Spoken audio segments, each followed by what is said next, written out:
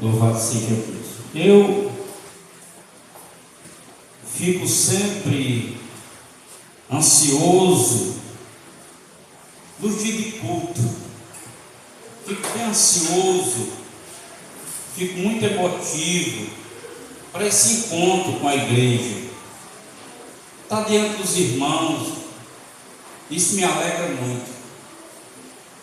Tanto é que aqueles que estão presentes me traz uma alegria muito grande. E um sentimento de tristeza quando eu olho e não vejo aquele que está faltando. Não vejo. Também tem esse sentimento. Porque bom mesmo é que a gente esteja sempre na casa do Senhor. Davi disse que era o lugar. Entre tantos mil, este lugar era o preferido. E graças a Deus. Paulo, escrevendo em Filipenses, capítulo 4,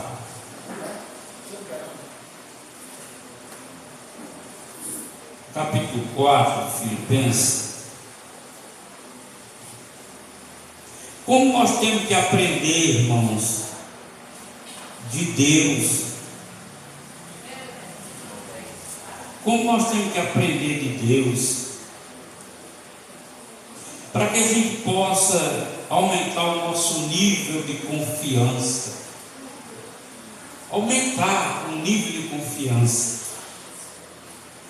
E Deus, Ele nos ama tanto, que em Sua palavra, Ele começa a se revelar pelo ensino, para que a gente viva o melhor. Porque é isso que Ele quer, que a gente viva o melhor. É porque a nossa mente, a mente humana, normalmente, ela é muito voltada para as coisas materiais. E quando se diz viver melhor, leva logo à compreensão de riqueza material. Mas tem como se viver muito bem no Senhor Jesus, tendo uma vida humilde, uma vida simples. Dá para se viver muito bem, sem deixar de sonhar por essas melhorias. Continua sonhando pelas melhorias, lutando, trabalhando por elas. Capítulo 4. Todos estão com a Bíblia aberta, capítulo 4 de Filipenses. Amém. Diz assim: portanto, meus amados e muito queridos irmãos, minha alegria e coroa, estais assim firmes no Senhor, amados. Rogo a Evódia e rogo a Sintique que sinta o mesmo no Senhor. E peço-te também aqui, meu verdadeiro companheiro, que ajude essas mulheres que trabalham comigo no Evangelho, e com Clemente, e com os outros cooperadores, cujos nomes estão no livro da vida. Regozijai-vos sempre no Senhor. Outra vez digo, regozijai-vos. E seja a vossa equidade notória a todos os homens. Perto está o Senhor. Glória a Deus. Graças a Deus que o Espírito Santo ministre sobre nós nessa palavra. Paulo está falando da vida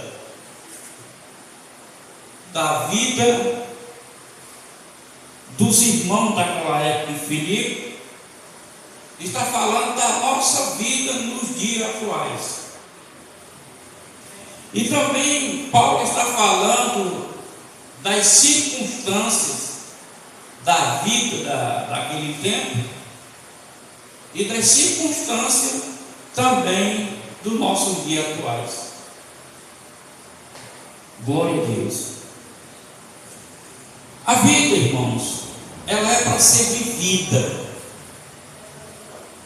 Mas a vida vivida não é a vida alheia, uma vida sem propósito, uma vida sem sonho, uma vida sem ideais, uma vida sem procura.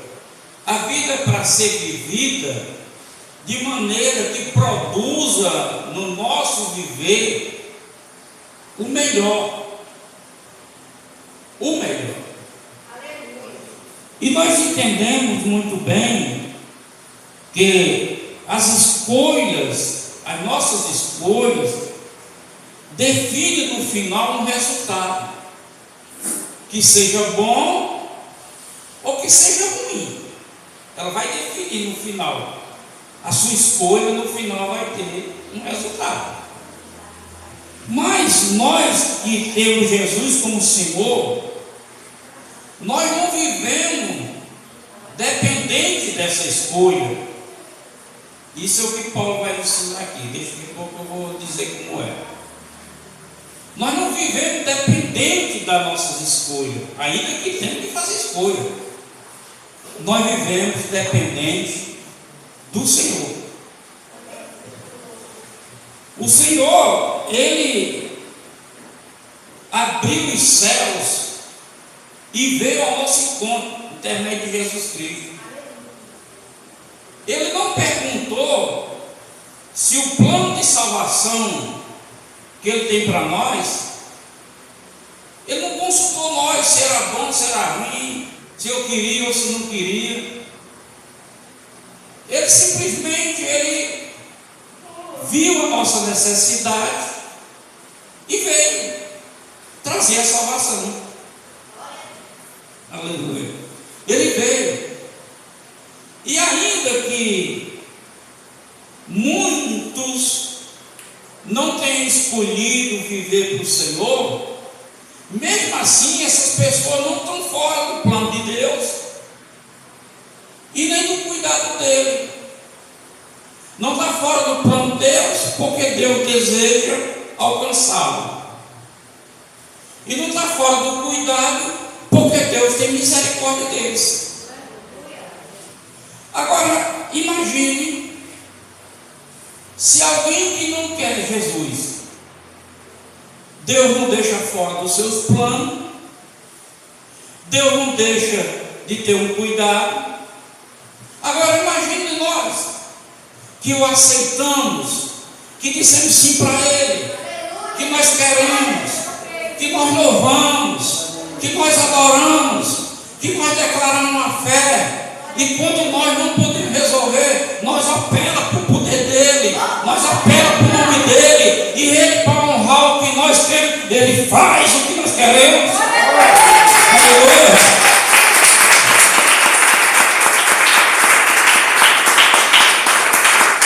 Glória a Deus.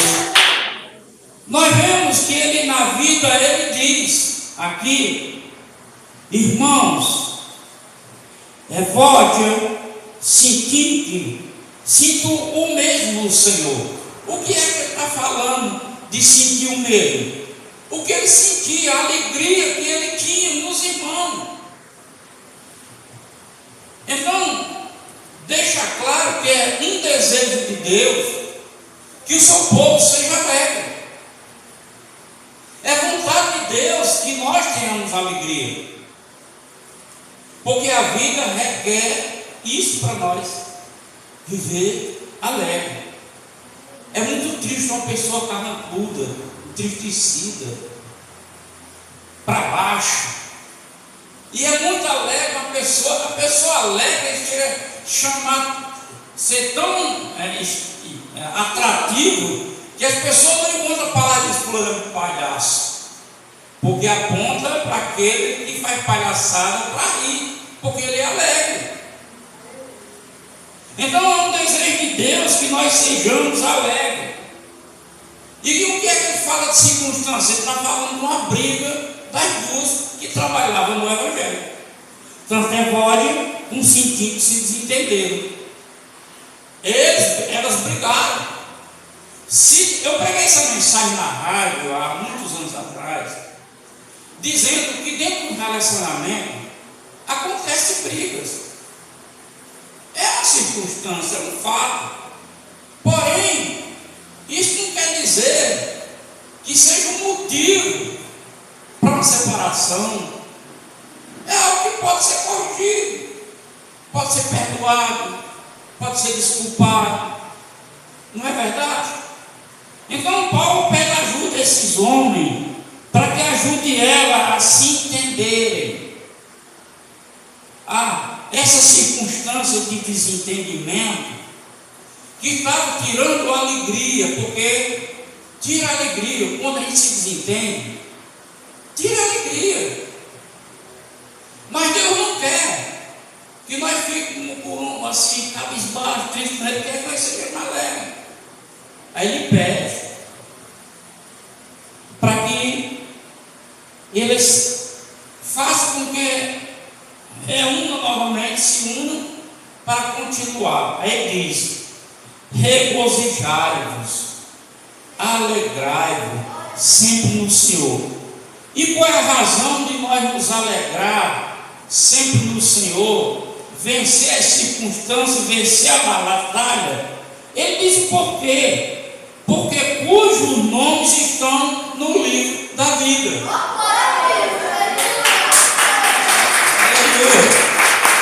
Porque o seu nome está no livro da vida. É uma alegria pelo que Deus fez, faz e está fazendo na sua vida e na minha vida. Glória a Deus. Paulo fala de uma circunstância que no passado, vou até ler aqui para vocês Salmo 126, para vocês verem como é o que Paulo está passando para nós. Vamos pegar aqui o Salmo 126, como modelo de acontecimento. Salmo 126 diz assim: quando o Senhor tirou do cativeiro os que voltaram a Sião, estavam como quem sonha. Quer dizer, parecia um sonho, ele vivia escravo, vivia preso. Então a nossa boca se encheu de riso, ali, e a nossa língua de cântico. Então se dizia entre as nações: grande coisa fez o Senhor por ele. Grande coisa fez o Senhor por nós, e por isso estamos alegres. Veja bem, Deus tira aquele povo da mão da Babilônia e traz para um lugar onde eles nasceram. Isso é motivo de muita alegria. Era como se fosse um sonho. Era apenas uma transferência de local geográfico. Era apenas uma tirada de posição. Eles estavam num país, estavam voltando para o país deles, para ser livre, não escravo. E já era motivo para ver sorrindo. Agora imagine nós o que Paulo está dizendo. Nós não apenas fomos tirados de um caminho, de uma trajetória. Nós temos que ser alegres, porque a Bíblia diz que Deus nos tirou do reino de Satanás e nos colocou no reino do Filho do seu amor. É motivo para alegrar-se ou não? Então, Ele tirou do reino de Satanás. Ele mudou o nosso caminho.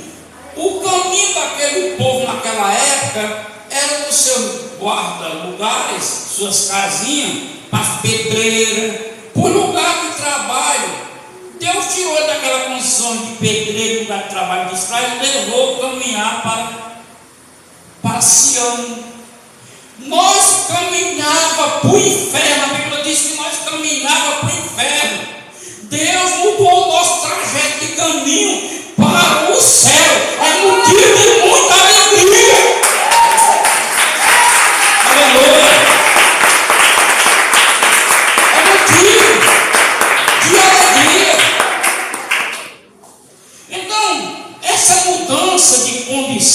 Senhor fez e faz e continua fazendo, é motivo para nós estar motivado a ter alegria para enfrentar as lutas.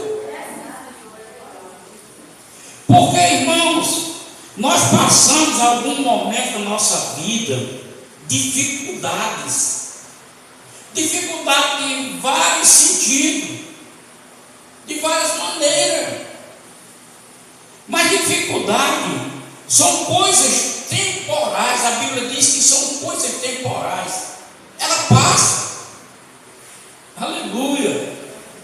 Ela passa. Uma hora a necessidade, a dificuldade, a luta vai passar. Louvado seja Deus. Mas ele está falando de uma coisa que não passa, ela vai se cumprir. Aleluia. Não importa se nesse dia que eu estiver em luta, mas estou alegre em Deus, estou em fé em Deus, seja nesse dia que Jesus volta, você não vai deixar de ir porque está lutando, você não vai deixar de ir porque está passando uma situação difícil, porque está enfrentando um problema. Você vai porque Jesus veio buscar os seus fiéis. É motivo de alegria. Glória a Deus.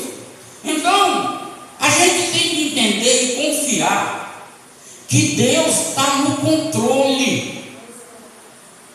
A questão é porque muitas das vezes nós olhamos pela percepção humana e não pela fé. Você não está vendo mudança em seu entorno, em sua frente. Você olha, pai, parece que não está mudando nada. Mas Deus está trabalhando. Isaías escreve 64:6, diz: nunca com os olhos se viu, nem com o seu ouvido ouviu, nem se percebeu com os olhos, nem se ouviu com os ouvidos, um Deus que trabalha por aquele que nele espera. Deus está trabalhando. Seja alegre no momento que você esteja vivendo, seja feliz com Deus. Regozije-se no Senhor, porque Ele está trabalhando por você. Aleluia. Deus é maravilhoso, irmão. Nós não estamos jogados ao léu. Tem alguém cuidando de nós. Tem agora alguém cuidando de nós. Louvado seja Deus.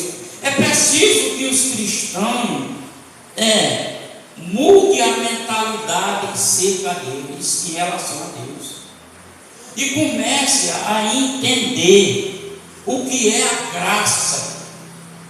A graça, a gente diz o que é a graça. A graça é um favor imerecido. Então, um favor que você nem pediu, nem merece, e Deus fez. Paulo diz: se Deus provou o seu amor para conosco, sendo nós ainda pecadores, Ele deu o seu Filho. Aleluia. Ele deu o seu Filho em nosso favor para provar o amor. Muito mais agora não fala Ele. Muito mais. O que acontece? Que nós não estamos tendo consciência de quem somos. Porque a nossa mentalidade não entende isso. Nós não compreendemos quem somos para Deus. Aí Deus, sou filho de Deus. Deus está comigo. A gente apenas diz, mas não tem a convicção. Na primeira dificuldade, na primeira emboscada, desfalece. Aleluia, glória a Deus. Nós estamos vivendo um tempo, irmãos, de dificuldade pelas coisas que estão em nosso entorno. Nós estamos vivendo um tempo de dificuldade por muitas coisas que não tem nada a ver conosco, mas está nos atingindo. Nós estamos enfrentando um tempo agora eleitoral. E quem tem um pouco de conhecimento, de mentalidade, sabe que os homens que são candidatos a mandatário, que seja na federal, estadual, municipal, esses homens que são mandatários, eles procuram grupos de alguém que tenha liderança, fazendo promessa, e a igreja é um desses segmentos, que os seus líderes acompanham a um ideal político com promessa que o governo vai garantir alguma coisa para a igreja, que a igreja não é governo humano, a igreja é governo eterno. Jesus é o dono dela, não é prefeito, não é deputado, não é presidente que vai promover a igreja, não é, o controle está na mão dele. Ele tem um cajado na mão. Os ideais políticos para o segmento, principalmente o segmento evangélico, simplesmente é por interesse administrativo daquele grupo. Não tem nada espiritual. Não pense, porque senão a Bíblia é mentirosa, e ela não é. Então, vou colocar um presidente, vou tirar um presidente, porque ele vai fazer isso contra a igreja. E o que é que a Bíblia diz que nós vamos ter que passar aflição por Cristo? Então, onde está essa verdade?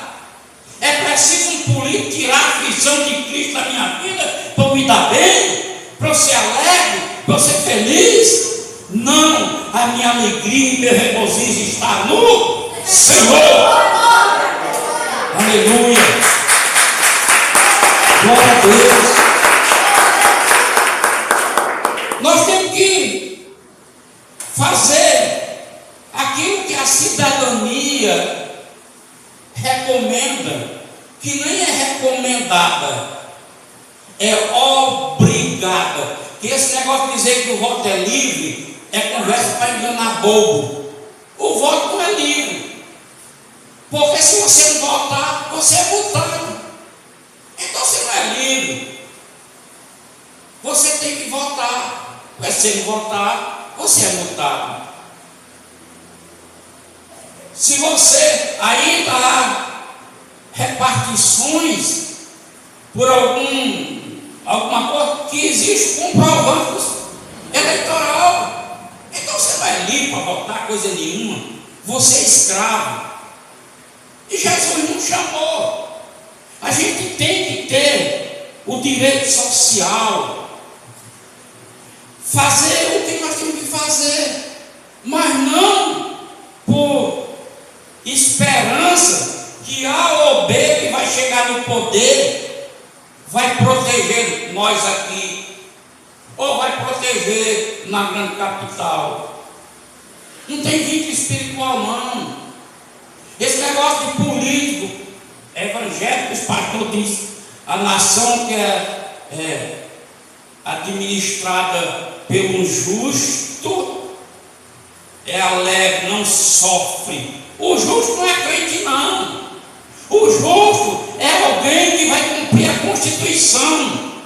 Se cumprir a Constituição, tanto faz ser evangélico, como ser católico, como ser espírita. Se cumprir a Constituição, não existe essa guerra de procurar direito para homossexuais, porque a Constituição já protege, para tal coisa, para todo mundo, porque a Constituição já protege.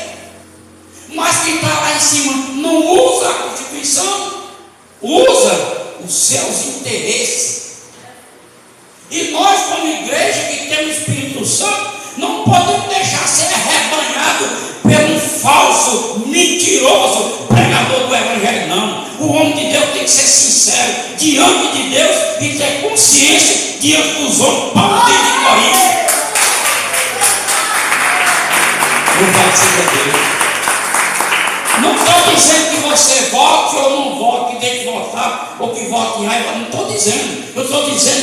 você é de Jesus. Que Ele é quem cuida de você. Ele é quem cuida de você. Agora você é de Jesus e Ele é quem cuida de você.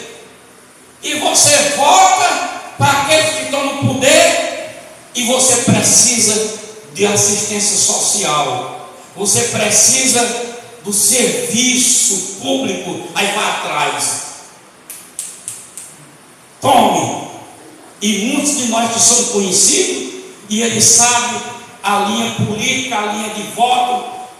Ele votou, foi fulano, tranca a porta. É assim ou não é? Então, irmão, chegou o tempo da igreja ter alegria no que Jesus fez para ela, por mim, por você, e não por essas coisas que é prometida pelo mundo, que não dá garantia. Não se iluda, igreja. Não se iluda. Colocar crente no poder é interesse administrativo dos grandes administradores de grandes ministérios, corruptos, ladrões. Você vê no Brasil as dívidas dos grandes ministérios. E eles não têm dinheiro para pagar? Tem. Eles têm patrimônios para pagar. Mas eles têm também os que defendem ele lá dentro. E a justiça do Brasil é morosa. Coloca uma coisa no processo e vai recorrendo.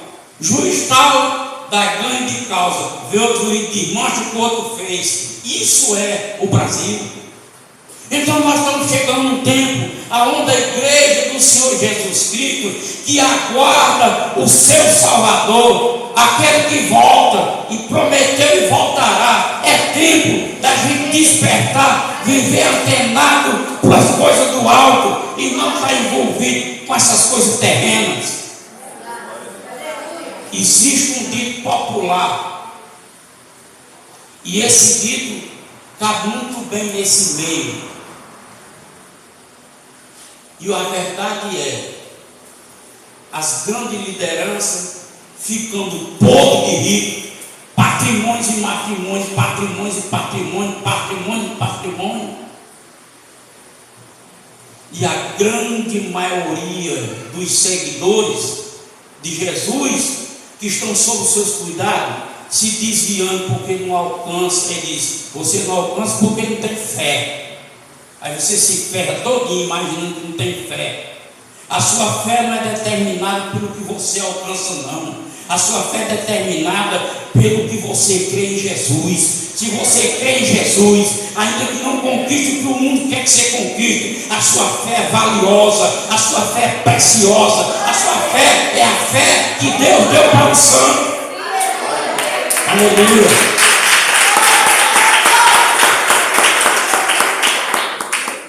Não tem igreja para política. Não tem igreja para esse tipo de coisa, não. Para organizações assim, não. Vocês vão votar. Vão votar. Mas vejam. Não fica, ah meu Deus, fulano vai fazer coisa boa para a igreja. Não faz. Vai fazer para aquele grupo de interesses administrativos. Vai fazer para aquele grupo de interesses. Rapaz, estou sendo processado aí. Ajeita aí o juiz, ajeita aqui, ajeita. Agora, vai um ministério menor, vai outro lá e direito. Ajeita aí, quem é você? Você não faz parte comigo. Pronto, está fora. Essa que é a verdade, irmão.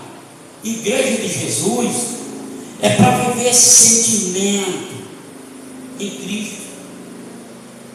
Vou com minha obrigação, vou lá, branco, nulo, não sei o que, esse argumento que dão, que é dito, mas o seu voto pode mudar.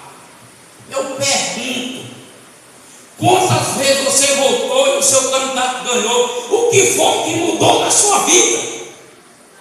Nada. O que foi que mudou a favor da sua comunidade? O que foi que mudou dentro da sua cidade? Nada. Mas aplica isso.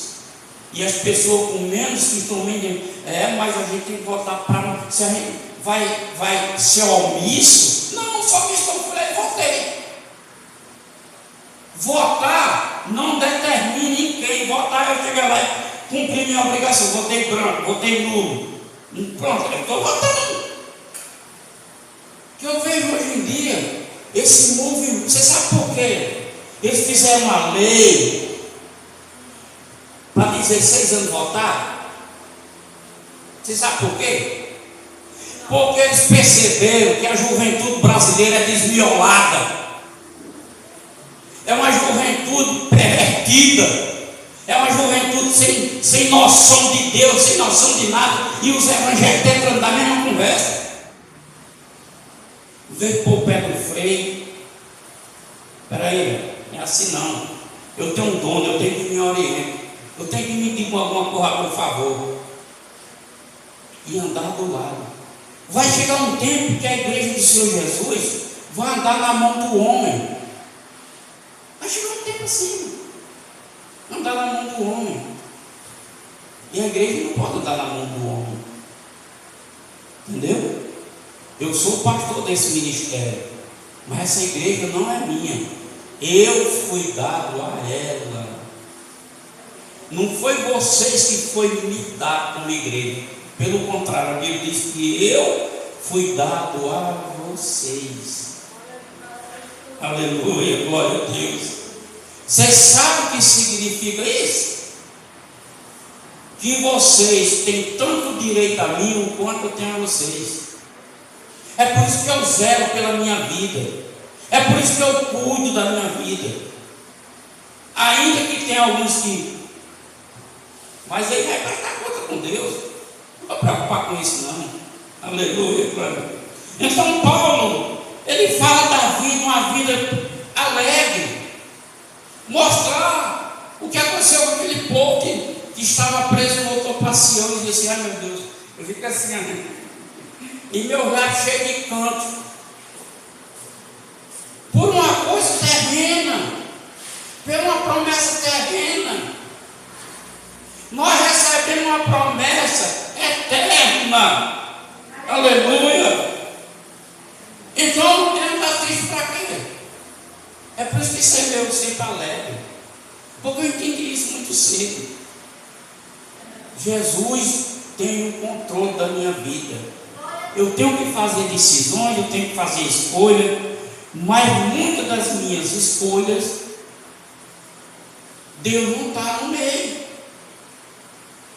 Mas não é porque Deus não está no meio que Ele não está comigo. Ele está comigo. Ele está acompanhando a besteira que eu fiz. Meu filho, você não tem ouvido que fez agora. Você vai ter que aguentar isso aí até pagar o preço. Mas o evangelho que é pregado não é para pagar preço. É um evangelho que satisfaz o ego do ser humano. É um evangelho que não aponta o pecado. É um evangelho que não fala de amor nem de arrebatamento de Cristo. É um evangelho que a promessa maior que nós temos é a ressurreição. Ninguém veio pregar. Porque quem quer ouvir de ressurreição? Eu já morri, aí depois eu tenho. Ninguém quer ouvir. Quer ouvir assim? Vou fazer uma campanha para você comprar uma bicicleta nova. Ô glória! Quanto é que eu tenho que participar aí? Vem. Eu quero fazer a campanha para a moto. Quanto é a campanha entrando? Vou vir. Faz a campanha e assim sucessivamente. Alimentando a sua vontade da carne. Acabou o tempo, irmão. Deus está preparando um tempo para os remanescentes, para os que querem realmente ter uma participação do céu. Aleluia. Glória a Deus. Estão ensinando um evangelho que tem padrões denominacional. Ou você é daquele jeito, ou você não é.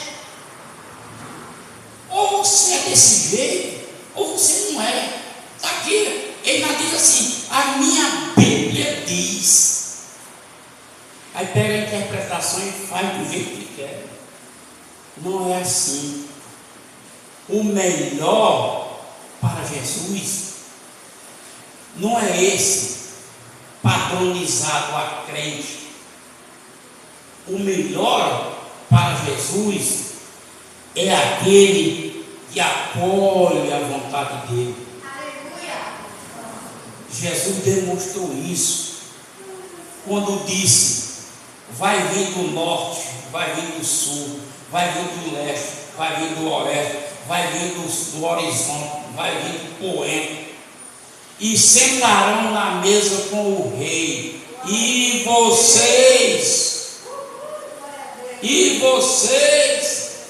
vão ranger os dentes, falando com os religiosos, pessoas que diziam que seguiam a Deus.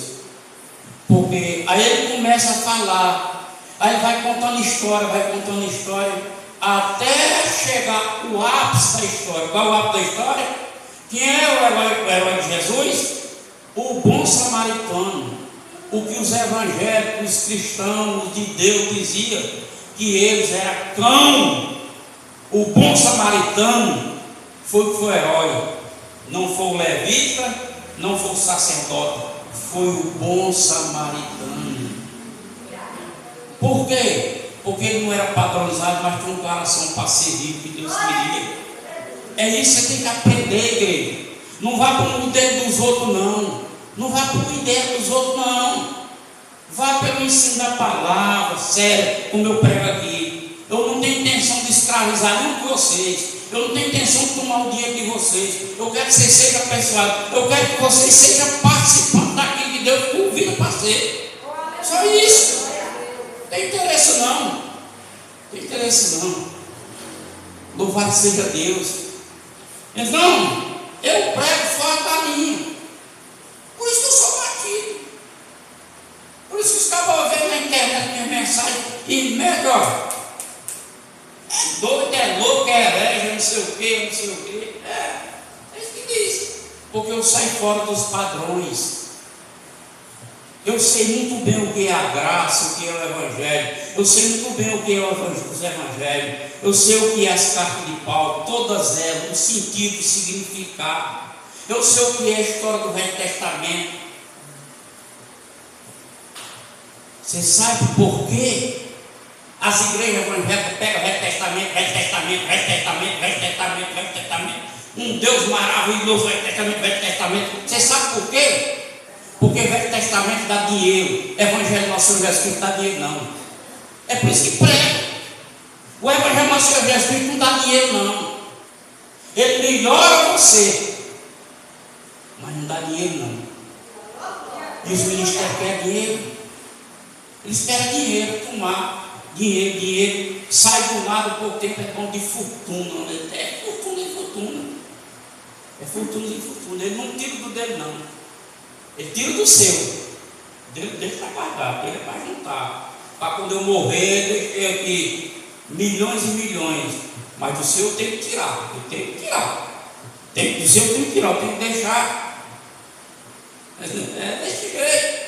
É por isso que você abre a internet, você abre a televisão, você só vê o Velho Testamento, querendo aplicar no dia de hoje.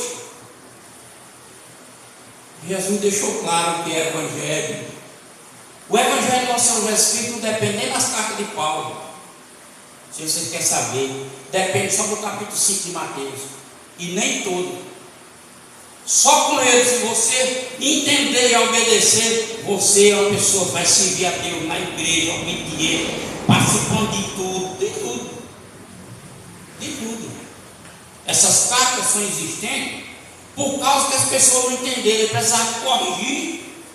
Mas se você entender, eu não vou precisar corrigir. A Bíblia diz igual. Se você faz o que é certo, a lei não pode te punir. Aleluia. Então, voltando aqui, ele diz: então, regozije, outra vez diz regozije, seja a sua virtude notória a todos os homens. Perto está o Senhor, perto está Ele está cuidando de nós, irmão.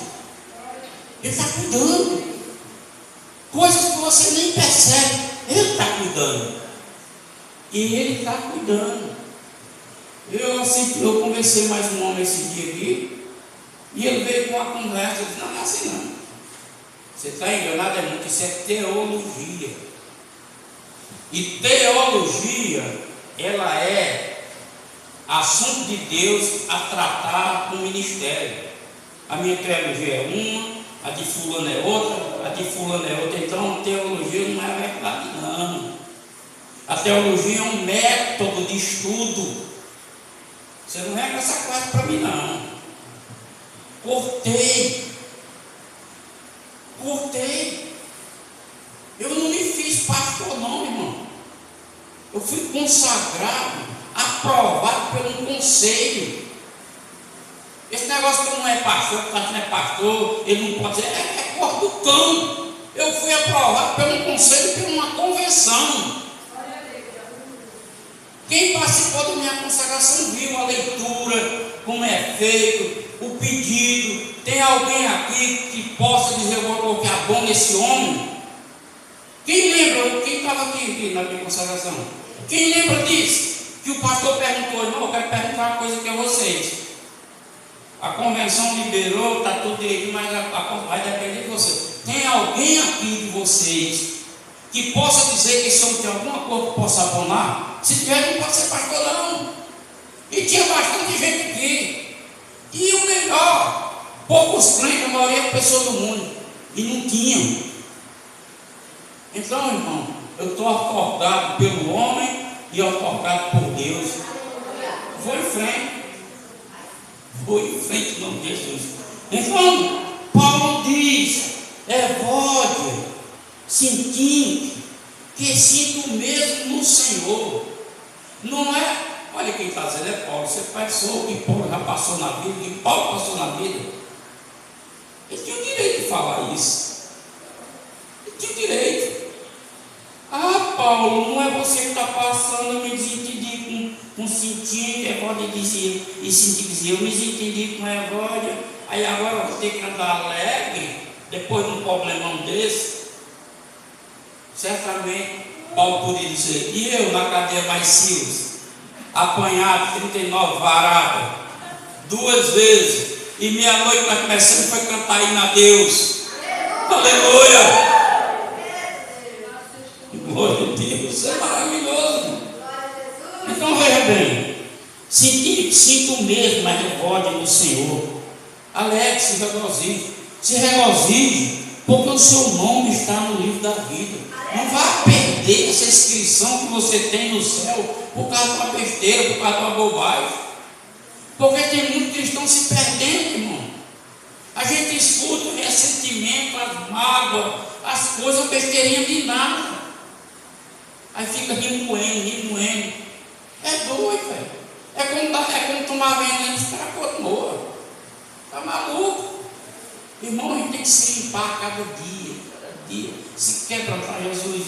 Eu sei, eu fui culpado naquilo ali, mas me dê graça, não deixa eu ficar doente, não deixa adoecer. Olha, eu fui coberto uma vez, mais Josinho. E foi muito difícil convencer José do Tomazinho. Foi na casa de uma senhora. Fomos pedir perdão de uma coisa que nós não tínhamos feito. Por quê? Porque nós estávamos pregando o evangelho do coberto e nós não podíamos deixar essa mancha lá. Nós é a causa. Foi por amor a Cristo.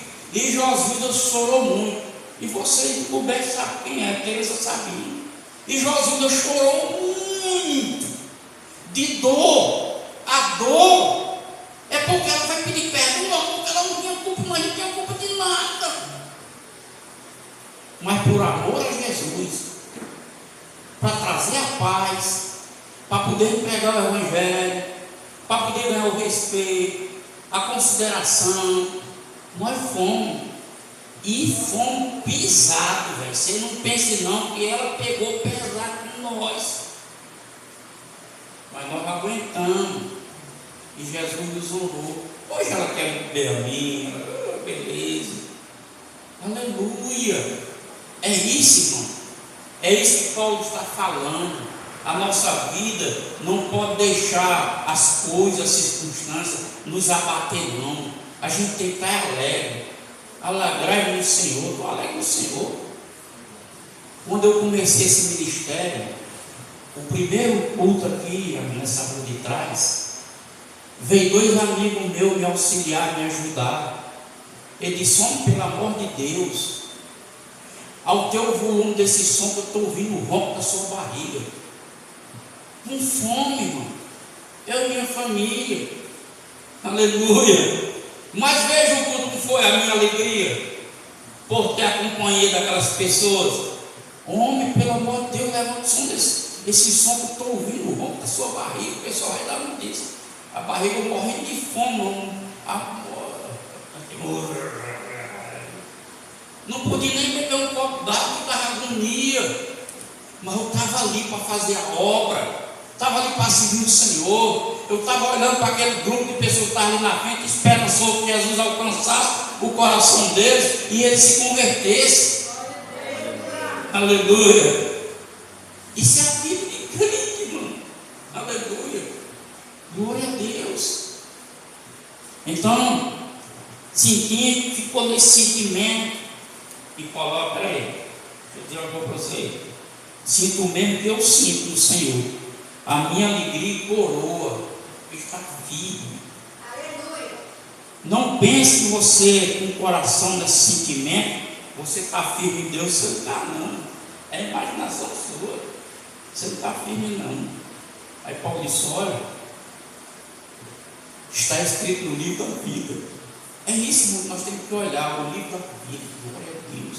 Jesus tirou de um lugar, eu para o inferno, botou para outro, agora está aqui, me ajudando, me deu o Espírito Santo, revelou a palavra, tem um pastor para pregar, tem um culto para louvar. Glória a Deus, eu vou vencer. Começa a programar a sua vida em Deus. Comece. Não aguento mais. Quanto mais eu oro, mais assombração aparece.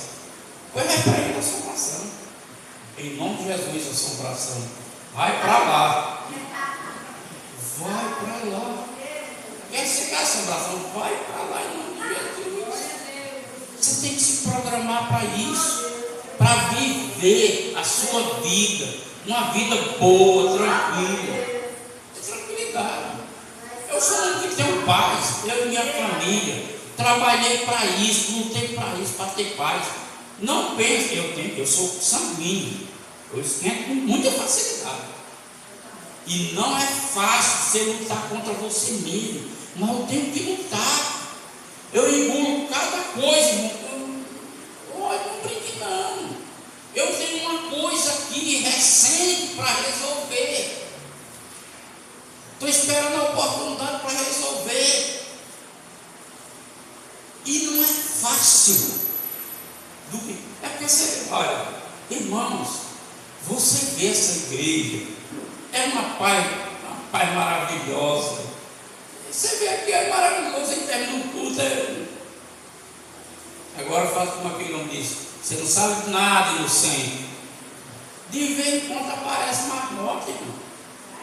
A pessoa dá o lugar ao diabo, o diabo apronta e vem para cima do povo do pastor. Aí o povo do pastor tem que se organizar, tem que orar, se humilhar diante de Deus. E o bom é que eu tenho que me humilhar diante de Deus para suportar a pessoa que está me prejudicando e eu fazer. Você pensa que é fácil? Mas é possível, porque Deus está comigo. Deus está com você, irmão. Deus está com você, irmão. Deus está com você, jovem. Deus está com você, jovem. Simplesmente você entenda isso e comece a organizar. Não desfaleça no coração, não. Comece a lutar. É luta? Pois então bora lá. É assim. Às vezes de madrugada eu levanto, vou para ali. Eu venho e sempre. Às vezes a minha também da igreja, mas certamente ela que cuide do altar. Às vezes certamente ela deve encontrar a minha Bíblia jogada por aqui. Se ela for observar, aonde está a Bíblia, tem uma pocinha de água. Tem uma água aqui nesse piso aqui.